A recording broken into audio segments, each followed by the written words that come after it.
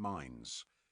They measured and calculated rates of production, kept an eye on how fast the pit was filling with water and how well the pumps were coping. They allocated labour, planned, inspected. Some stayed up at night to catch coal thieves. Viewers were expected to be down the pits daily, but also to see the estate agent daily. They faced two very different worlds, the wealthy owners and the men who hewed the black diamonds out of the rock beneath their feet. They had responsibility and power.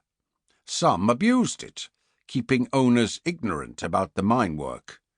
Many used their position to command high fees. The coal industry was expanding, and new shafts and new mines depended on the advice of experienced colliery viewers. High-end viewers had their own assistants and apprentices, minor deities in their own field.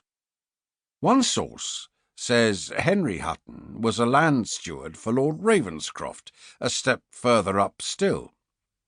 We don't know if it was true, and it may just be a garbled reflection of the fact that he oversaw a mine or mines on that nobleman's land in Northumberland. Either way, he was a man who had a good deal more than the very minimum.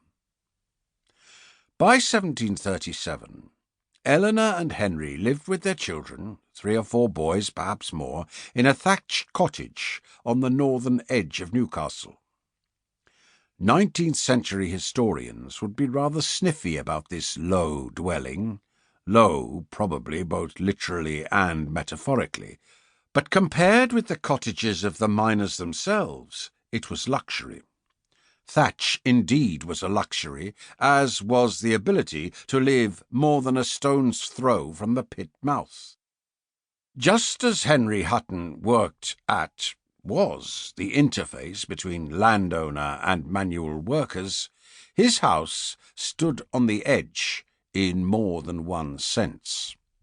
Sidegate, their street, was one of the first to burst out of the still intact medieval town walls, and while open land surrounded it on both sides, a stroll down the hill took you back to the bustle of Newcastle.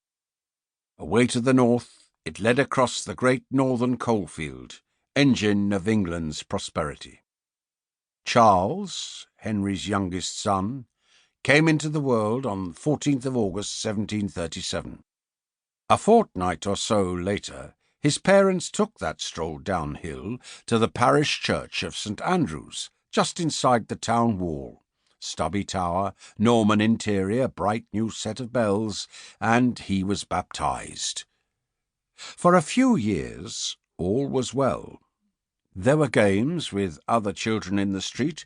There were fights. Ladies liked little Charles. They thought him uncommonly docile and good-natured. The Huttons sent some, perhaps all of their children, to school. On the walk from their cottage to St. Andrew's, they passed Gallowgate. Actual hangings were a rarity by Hutton's time, one every few years, if that. And on the corner of Gallowgate, a house stuck out awkwardly into the street. In it, an old Scots woman kept what the usage of the day optimistically called a school. That is, she took in a few of the local children and endeavoured to show them how to read with the aid of a Bible.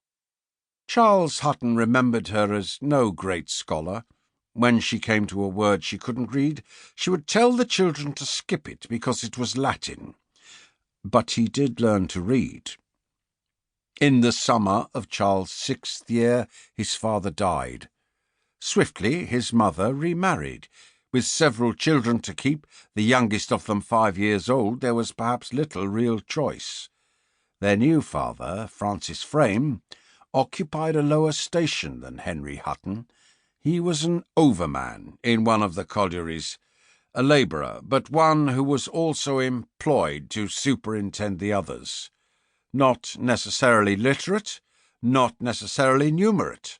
There was a system of marks and tally sticks to avoid the need for that. His pay might have been half that of a viewer.